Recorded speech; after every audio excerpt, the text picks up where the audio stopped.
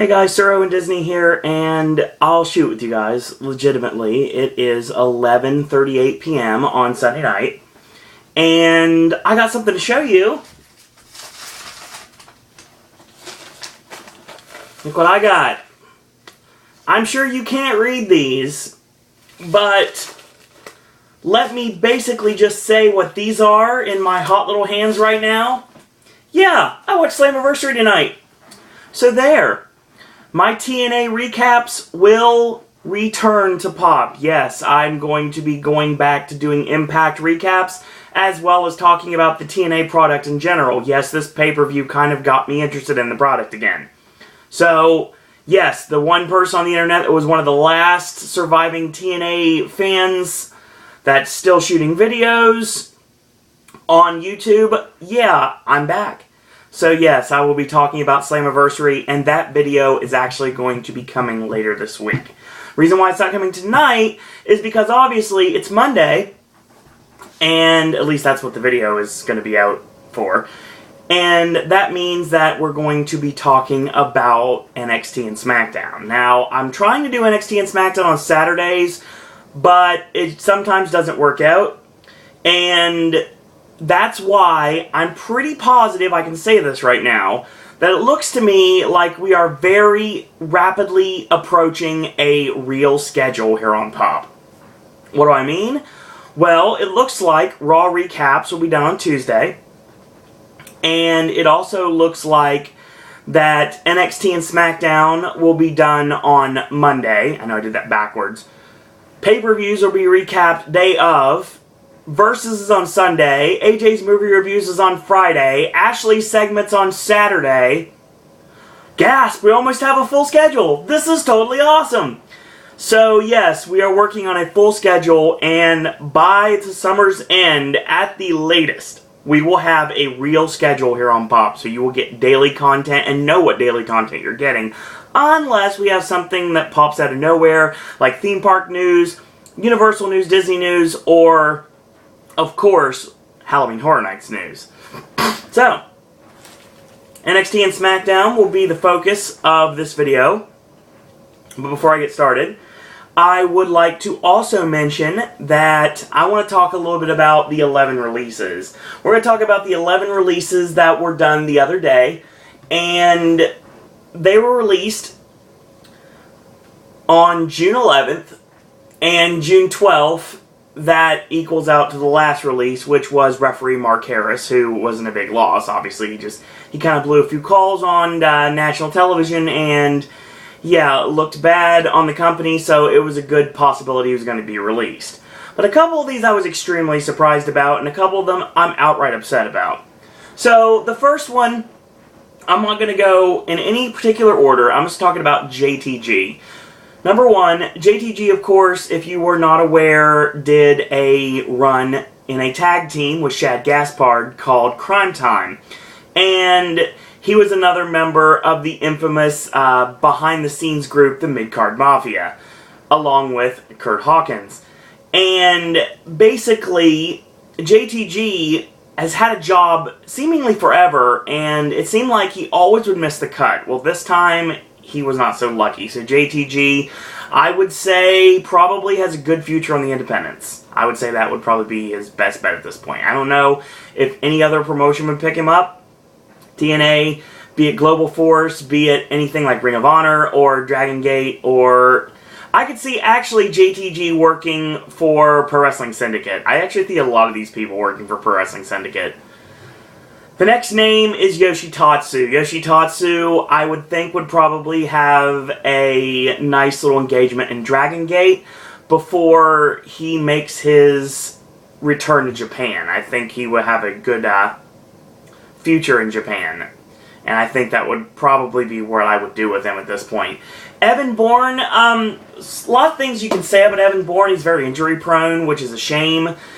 I mean, he was out forever with a broken foot. So, needless to say, he hasn't had the greatest luck. But I do think that Ring of Honor would open their arms back to bring Matt Sydal back to the company before the year is over. I actually think you see Evan Bourne in Ring of Honor before this year is through. I think before December, you will see Evan Bourne in Ring of Honor.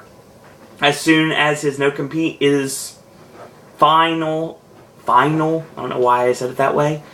As soon as no-compete is up, then basically he will be in Ring of Honor. I see no doubt in my mind that happens. Brodus Clay is the next one. It's a very surprising one. Obviously, Brodus Clay had a nice little short program in NXT with Adrian Neville and a monster gimmick that probably should have been his gimmick from the start.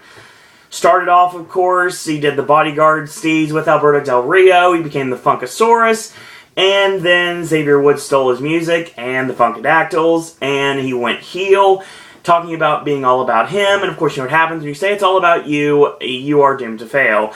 And Brodus Clay had a nice small program with Adrian Neville, lost to Neville in NXT, and now, from what I've heard, he's heading to Japan. I think he will be a big monster in Japan, and I think that will work really well for Brodus Clay, or the former Brodus Clay in this case.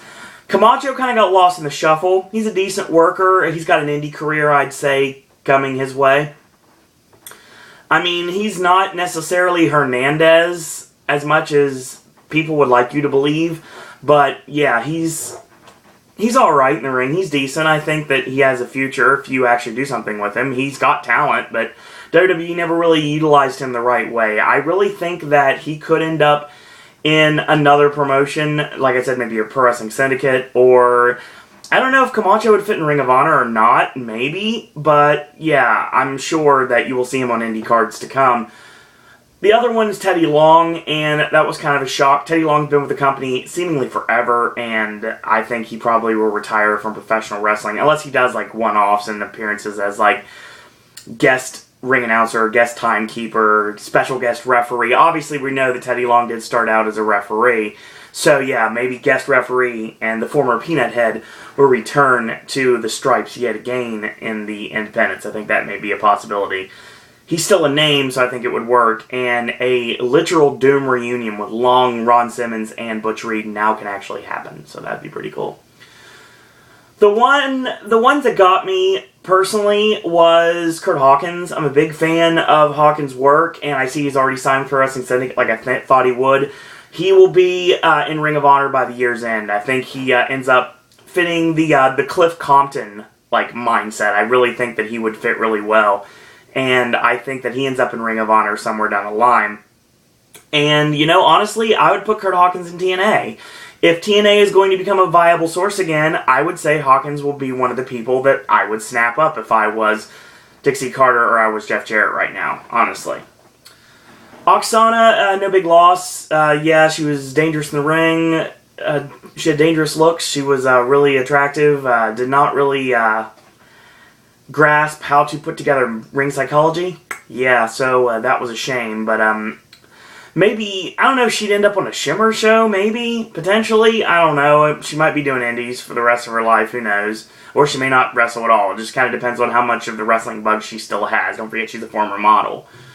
So, the next one is Jinder Mahal. I think Jinder Mahal actually returns to Canada. I think Jinder Mahal returns to Canada in short fashion, and I think he goes back to Canada and starts working in Canadian rings again.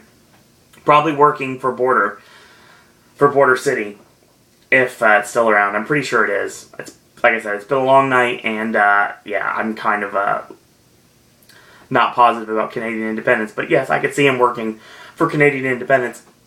The biggest one that everyone seems to be talking about is Drew McIntyre. Drew McIntyre just got the short end of the stick. When he got married to Taryn Terrell, she caused a lot of trials and tribulations backstage. And yeah, I think that may be a good indication that Drew McIntyre is headed to TNA. Because obviously Taryn Terrell's already there. And she kind of made her return recently. So I would think that McIntyre will be going to TNA. And I think that would be a big pickup for Impact. I think that I could see a Drew McIntyre be some sort of a hired gun from MVP. Since he likes to send people after Eric Young and try to get the championship back, I would say that you probably will see something like that. Maybe Drew McIntyre show up at Bound for Glory and attack on MVP's words, Eric Young, if he's still the TNA World Heavyweight Champion, unless it is someone else. And then I think that either way, they're still going to send the former Chosen One towards the TNA World Heavyweight Championship in rather quick fashion, and I think that's probably what we're going to get. So yeah, that was basically what I said. So yeah, some of these superstars are seen on the show. It's an interesting timing, isn't it? Let's talk NXT. Opening match, 6 Diva Tag Team match. It is the WWE Divas Champion Paige, Emma, and Bayley taking on the newly reformed Beautiful Fierce Females tandem of the NXT Women's Champion Charlotte, the Boss Sasha Banks, and the gorgeous Summer Rae. So yeah, this match was pretty short, but let's talk about it as it was. Charlotte with a shoulder block into the corner on 2 times, tagging to Sasha, and a snapmare into a rear chin lock on Emma. Emma elbows her way out, whipping, misses the charge, does Sasha, and of course she gets trapped in the dilemma. And tagging to Charlotte from Sasha, tagging to Bayley, 3 axe handles, the charging shoulder, and the hip check. It seems like she really, really likes Sheamus. Yeah. So, a scoop slam throw, and Sasha Banks makes the save, and Paige comes in. She gets tossed by Sasha, and Bayley tosses Sasha for good measure, ducks Bayley's clothesline, and Charlotte's web, 1-2, and a kick out. And here comes Summer Rae, and the distraction allows from a roll-up from behind on the women's champion, and 1, 2, 3, and Paige, Emma, and Bayley win this. More dissension in the ranks between the soon-to-be former BFFs. I think they're probably going to kick Summer out and make Summer a babyface finally. And I think WWE might be going in that direction as well, with pairing Summer on the house shows over the weekend with the Funkadactyls, as well as making her the solid babyface in the feud with Layla. But we'll talk about that as we talk about SmackDown. We get a contract signing with a very familiar-looking superstar wearing a white mask who is calling himself Mr. NXT. Of course, he's in the locker room with JBL over his shoulder, and he's basically shaking hands with him. He says, "I truly believe that." And JBL says, "Good luck." We see CJ Parker in the crowd holding up signs like he always does. He is the Van Hammer of this generation, folks. He really is. He's got the hippie look down to the holding the signs. The only thing he missed was the guitar that shot ping pong balls. And that's a good thing. That man trained the Briscoes. Think about it that way. And I don't mean Jack and Jerry. I mean Mark and Jay. So, think about that for a second, if you were not aware. The sign says 100% organic, and I speak for the trees on the opposite side. So we get our next match. It is Big Cass, Colin Cassidy, taking on Sylvester Lafort with, of course, Marcus Louis in his corner, the other member of the Legionnaires. This match is really short.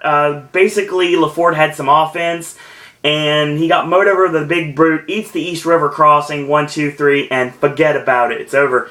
So yeah, basically, I'll say right now, Sylvester Lafort does not look like a manager at all, and that's good that he's now being utilized as an in-ring competitor. It's kind of like what Diamond Dallas Page did before he became an in-ring competitor. He looked more like an in-ring competitor than a manager, so yeah, there's always that. And, you know, to me, he looks a lot... I saw it look like Randy Savage back in the day, too. I know that may be wrestling sacrilege, but I mean, just looking at the guy. Now I think he looks more like a juiced-up Lee Greenwood, or if you ever saw Vegas Vacation... when Ethan Embry's at the tables, and you got the 2, bodyguard guys are there. There's one of them that looks like Lafort, and yeah, that's what I'm talking about. But yeah, I'll go with the juiced up Lee Greenwood. God bless that USA. So yes, that was, hopefully not too many puns on this video. I apologize if there is. Sasha Banks is talking to Charlotte about what happened with Summer Rae and how they need to rectify the situation. Alexa Bliss flitters in, and of course, she is told to go away. She takes this as a challenge, so apparently that's set up for this Thursday night. It's going to be Alexa Bliss in her pixie ways against the boss, Sasha Banks. So we get Tyson Kidd talking to Natalya in the back, and Natty's trying to give him advice, and Tyson's like, you know what? Forget this. 100% I'm focused on winning the NXT Championship from Adrian Neville, and nothing's going to stop me from doing that. We get Aiden English in the back, and the artiste is singing to himself, then all of a sudden, Simon Gotch shows up. Yes, the former Ryan Drago from All Pro Wrestling. Basically, shows up, and he picks up a piece of set and he carries it away. And basically that is your on-camera way to set up the new tag team that they put together for the house shows, and they're going to be on NXT as a tag team on the network, and that's the Vaudevillians. So yeah, I'm really looking forward to this team. I really like Aiden English a lot, and Simon Gotch is really good. I like this Ryan Drago stuff, so yeah, I'm looking forward to seeing that.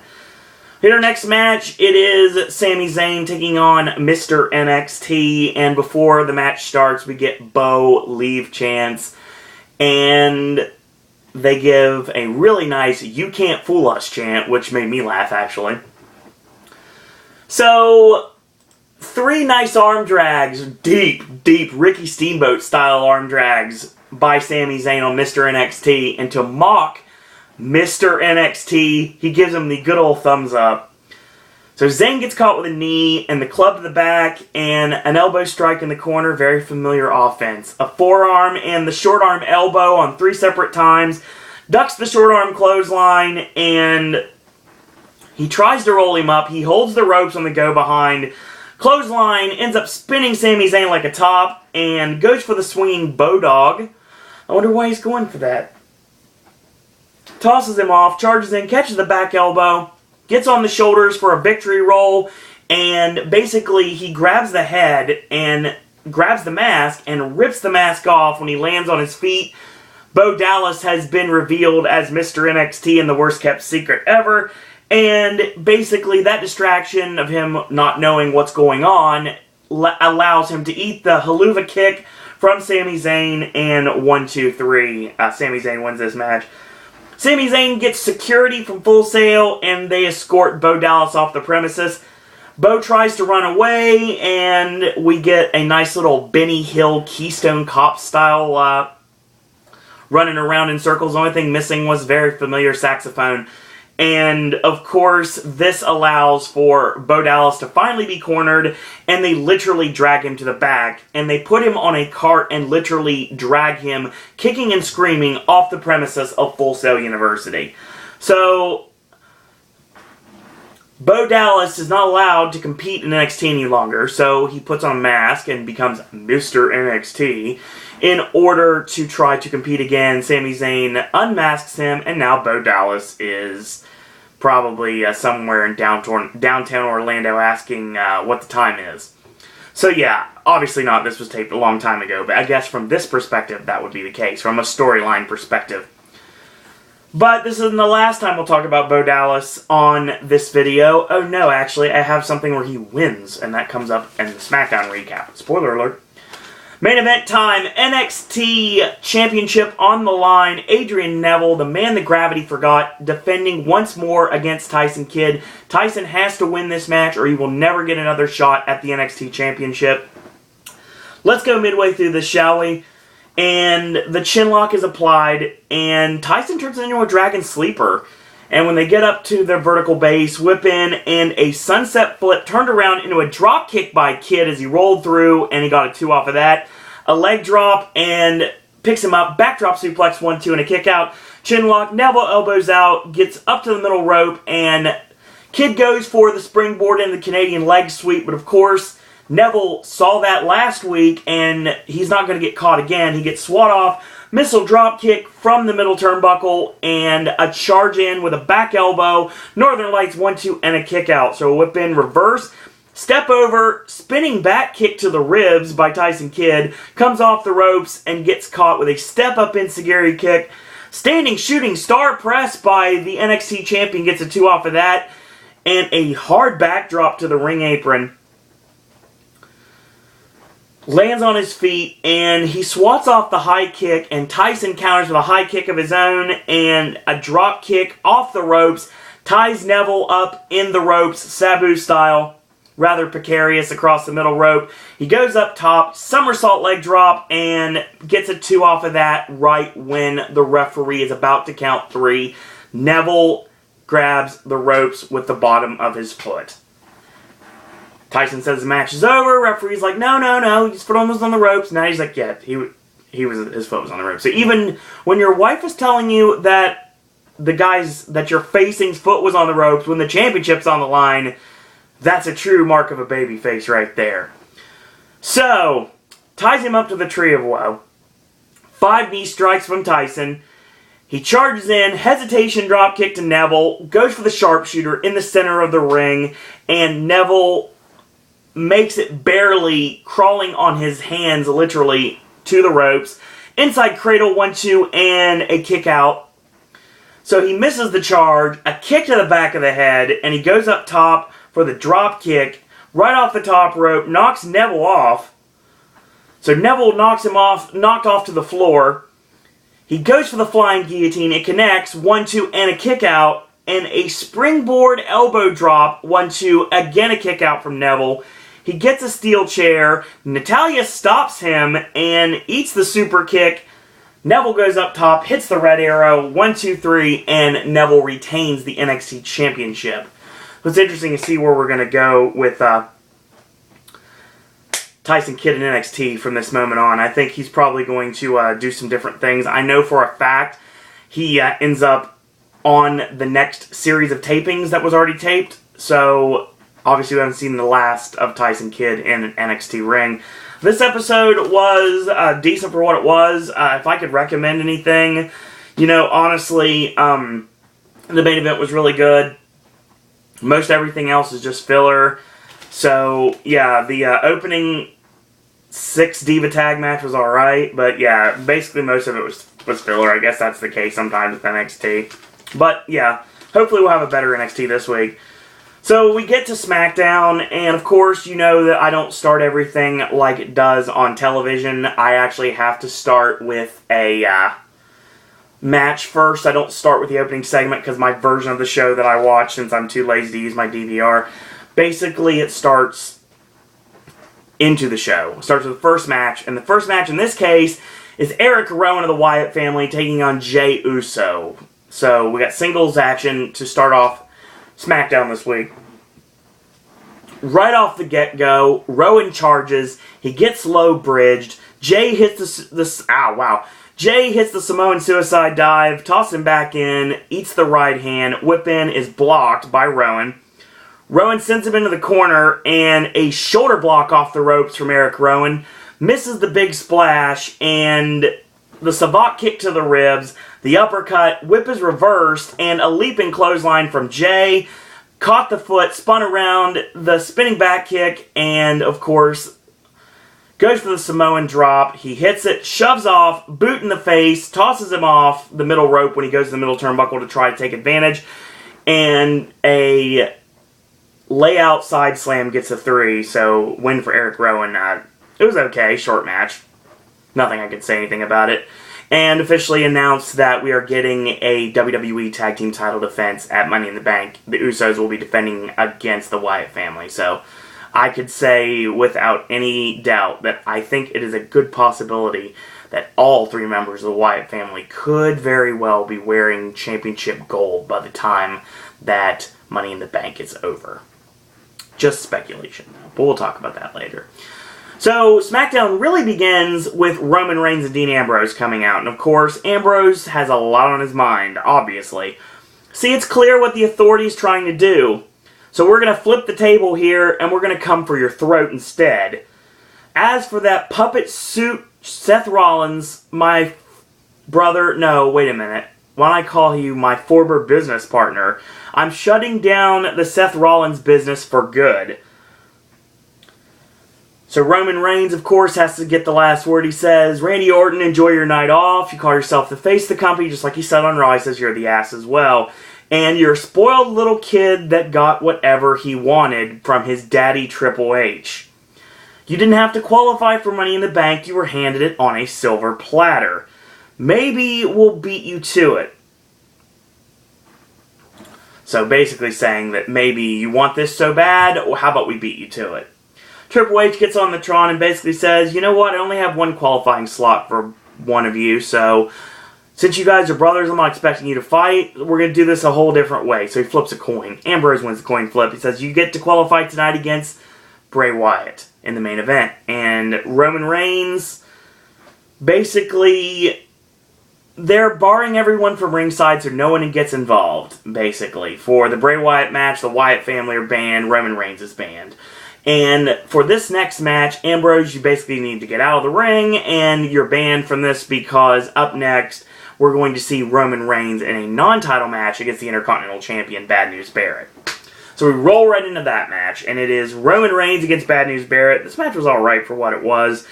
We joined midway through with the trapped knee strikes in the ropes, and the big boot gets a 2 count off of it. Barrett locks in a chin lock. Roman punches his way out, whip in, and he misses the charging splash. Clubs to the back from Barrett as he's precariously placed across the top rope, and of course the field goal does connect. We are in World Cup season after all. 1-2 and a kick out. So a mounted punches and a swing neck breaker from the Intercontinental Champion connects for a 2. A knee in the back, a knee in the back, and a stomp to the head by Barrett, and a knee off the ropes gets a 2 on Roman Reigns. Goes for the chin lock again. Roman again finds a way to punch himself out. Catches Barrett with a Samoan drop. 2 big right hands. Whip in reverse. Ducks the clothesline and a leaping clothesline from Roman. Charges with a clothesline in the corner and the leaping drop kick to the side of the head while Barrett is across the middle rope. You know, the thing he normally does. Superman punch. Here comes 3-man band. So sad. They get on the ring apron to attack. They attack Roman, and of course there's disqualification immediately. So Roman, of course, gets advantage. Clotheslines McIntyre over the top. Superman punch to Jinder Mahal, and he tosses Heath over the top for good measure. He tosses Jinder over the announce table. He spears Drew McIntyre, and Heath smartly, not exactly, but Heath decides he wants to run off the ring steps and attack Roman Reigns. What happens when you do this? He leaps in the air, and when he's about to attack, Roman cuts him in half with a spear. Bye-bye, 3-man band. How much of a shame that's been. Jinder and Drew, we never knew you. I'll say right now that, yeah, it was a bad idea to get rid of both of them, and 3-man band, I would have fired the Matadors before I'd fired 3-man band. Heath Slater still has a job, that's awesome, and they were doing an angle with one of the Matadors and Torito against Slater and Swoggle on the house shows over the weekend, so I think that 3-man band, as we know it, is over, but I do think that unless they decide they want to bring 2 other superstars in to team with Heath Slater, which is possible, I think that Slater and Hornswoggle will be the 3-man bands. They're not going to necessarily be called that, unless Slater decides to turn it around and says, I was 3-man band by myself, I don't need any brothers, I don't need any partners, I don't need anyone, just me and me only, and then Swoggle, of course, is the one who is his only confidant in this world, and we can go in that direction. Who knows at this point what they're going to do with that. But there's always that. We get our next match. It is Bo Dallas taking on R-Truth. Truth comes to the ring rapping like he always does, and Bo Dallas is getting jiggy with it in the ring. He basically grabs the mic after Truth says, "What's up, Green Bay?" And Bo Dallas smiles and says, "Green Bay, what's going on?" So, God, I love Bo Dallas. He is the Chris Jericho of this generation, even down to the baby whenever he hits a series of spots. So yeah, Bo Dallas and Chris Jericho coming to a arena near you in 2014. Mark my words. Look what Jericho did to Fandango and for Fandango. I think he'll do the same thing for Bo Dallas. That's exactly what I think is going to happen. Truth of the leg lariat and clothesline, boot in the midsection, and nails the hat rack crack and gets a 2 off of that. Remember that used to be his finish when he was K-Quick? So he misses the scissor kick, and of course the swinging Bodog connects for 3 and 7-0 for Bo Dallas. He does his victory lap, and of course he shakes hands with Truth. Before the match started, he actually tried to do like the dap and like the bro hug, like the soul hug, whatever you want to call it. Yeah, that was rather interesting. Bo Dallas wins again, which is awesome. Next match, this was a non-title match, and of course, when you have these two in the ring, there's always going to be fun, and it is Sheamus, the United States Champion, against Cesaro. So yes, we join it midway through. Sheamus with a modified cactus clothesline sends himself and Cesaro over the top to the floor, and Cesaro ends up holding his knee.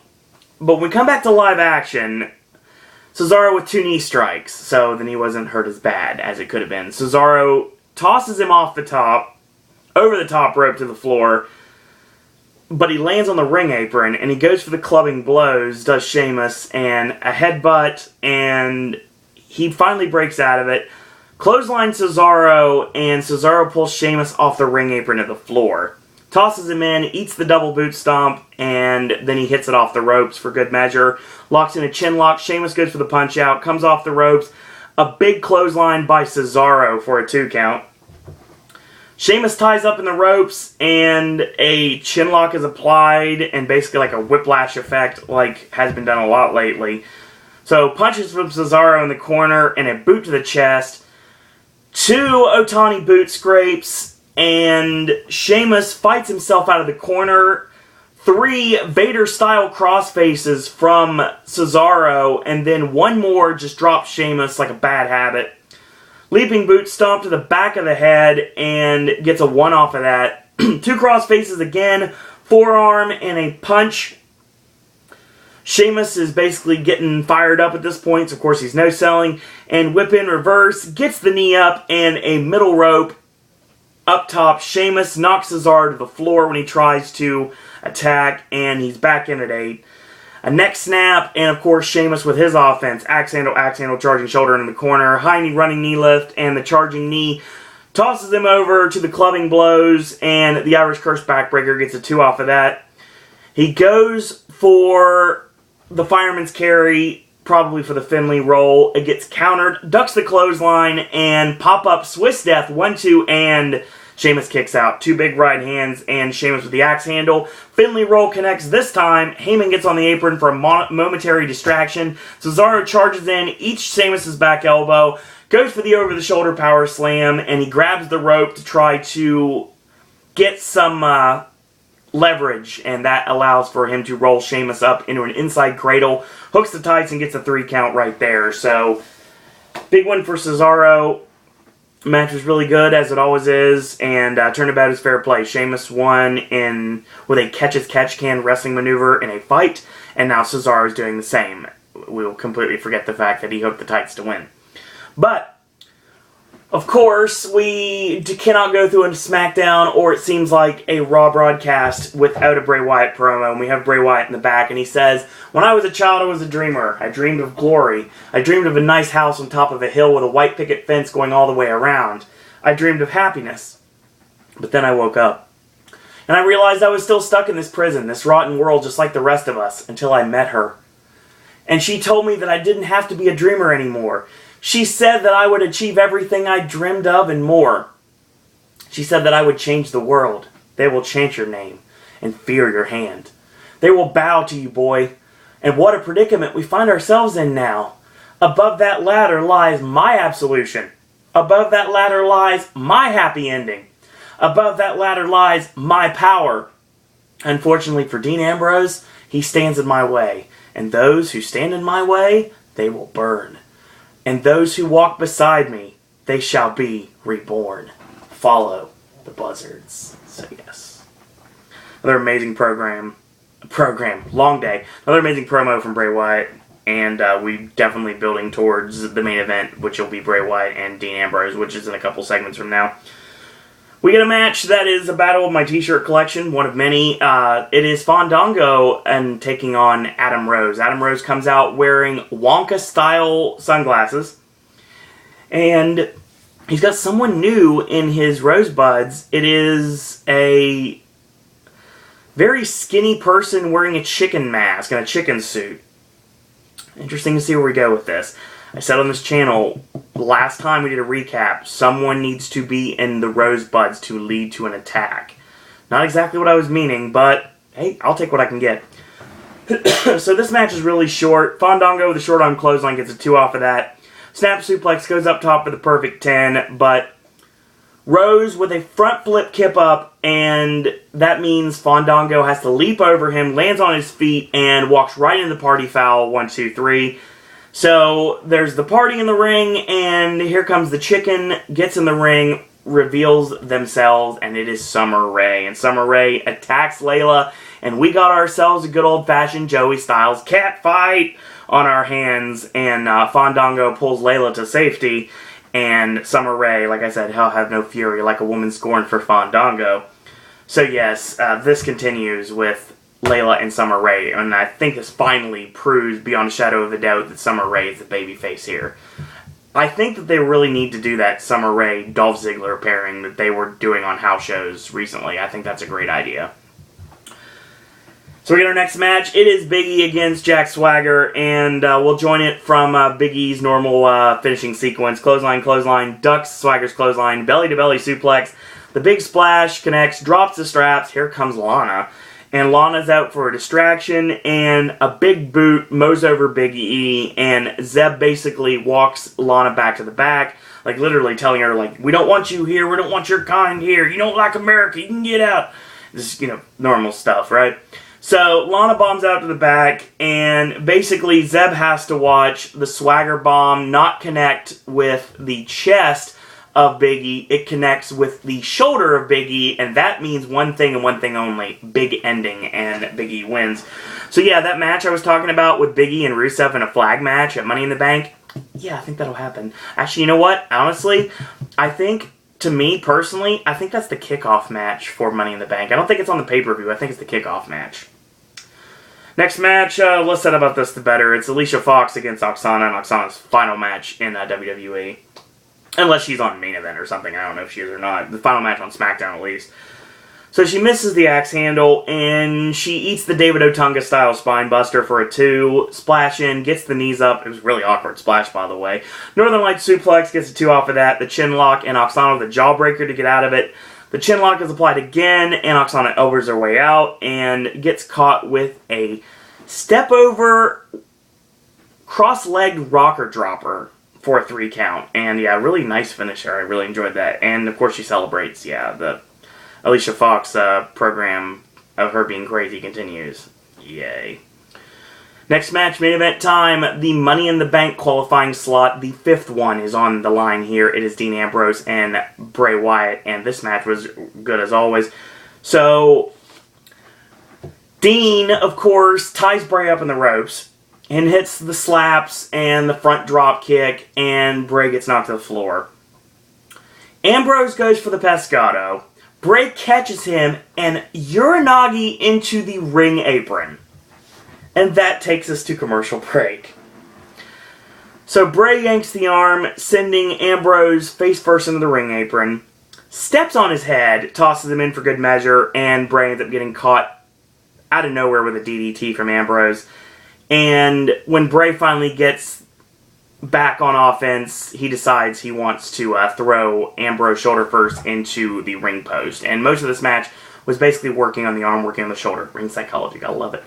And basically Ambrose trying to ram his shoulder into the ring post and into the canvas to try to pop it back into place. And if that definitely was a great idea in this case. It definitely plays out the craziness of Ambrose's character, or the fact that his shoulder is really out of socket and they really didn't need to pop it out of place. So anything's possible.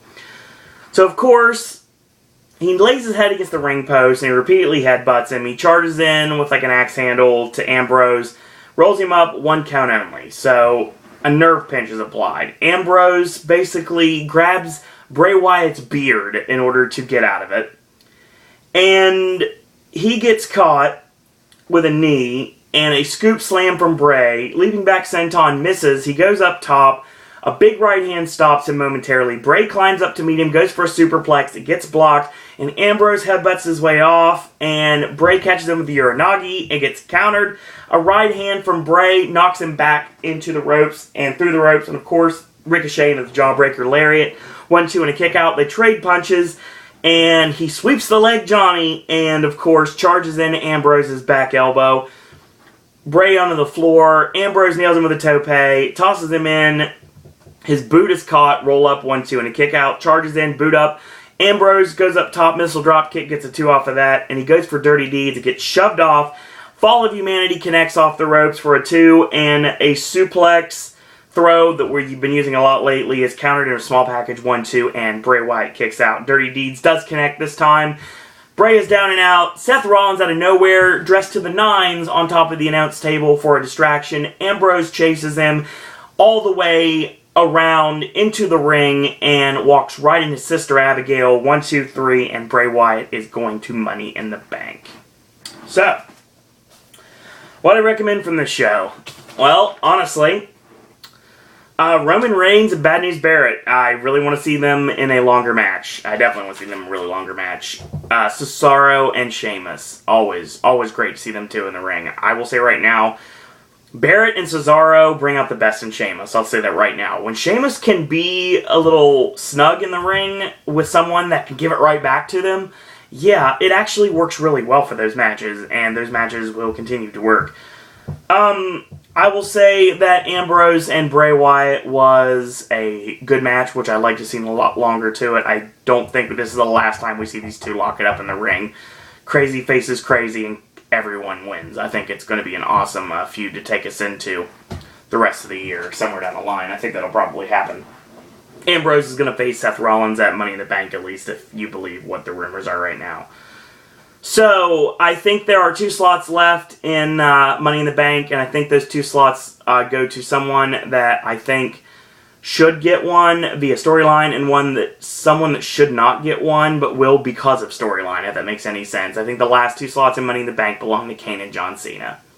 Reason why, Kane, of course, had to give up the guaranteed world title match against Daniel Bryan because Daniel Bryan got injured and had to get really quick surgery done in order to fix himself, and he had to take a lot more time off than he wanted to, and of course the company wanted him to. So they took the championship off of him and said if he can't compete at Money in the Bank against Kane in a stretcher match, he will no longer be the champion. So Triple H and Stephanie stripped him of the title on Raw Monday night last week, a week from today. But last week, a week back from today. There you go, that's better. And basically I'm saying right now that Kane will get into Money in the Bank on that way. John Cena, I think, will have to... honestly, I think John Cena has to beat Harper and Rowan in order to get into Money in the Bank. I think that's probably the direction I would go with this. Yeah, that's what I'm thinking. And then when he does, then he can have that spot in Money in the Bank. And I think that's probably going to be the direction we're going here.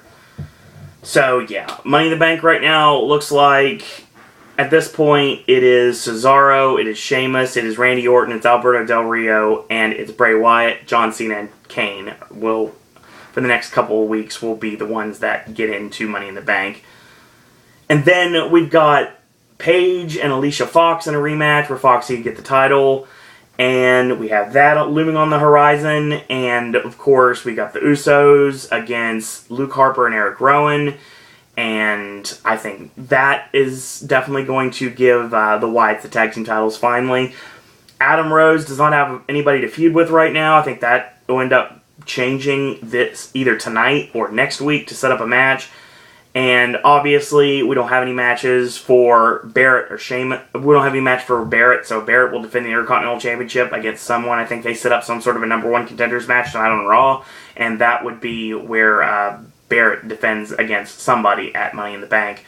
Or you put Barrett in the other Money in the Bank matchup and do what they should have done back at SummerSlam before he got injured and give Barrett the briefcase, and I think that'd be in a direction I could go to. Either way, still some interesting things going on with NXT and WWE right now, so yeah, stay tuned for that.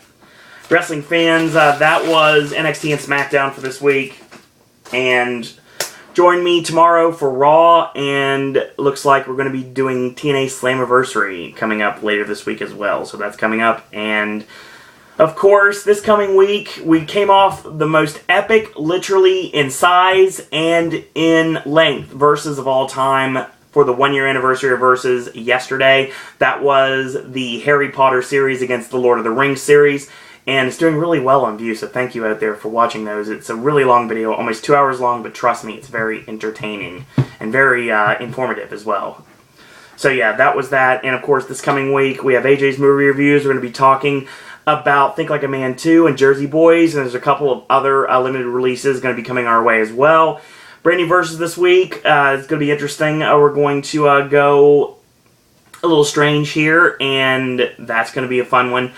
And, of course, wrestling fans, also, we will be talking more about NXT and Smackdown. Looks like it probably will be Monday next week, as well as Ashley will be joining us with his segment on Saturday, and more Halloween Horror Nights videos coming this weekend. I will guarantee you a Horror Nights video before this week, so it sounds to me like we may actually be getting Killer Clowns from Outer Space. Who knows? So, that'd be the video right now, and once again, thank you very much for watching, and as always, if you like these videos, tell your friends about them, leave a comment, do subscribe, help spread the word about Pop. If you like our Facebook fan page, literally like our Facebook fan page. If you haven't yet, it's Sir Owen Disney Pop on Facebook.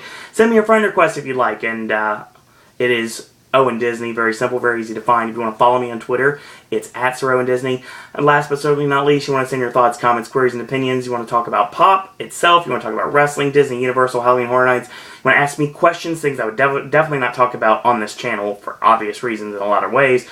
And if you'd like to become a Popcaster yourself, you can send your videos, your correspondence to SirOwenDisney@gmail.com. In the meantime, I want to thank you guys and girls out there for watching, and until tomorrow, boys and girls, that's all I got to say about that.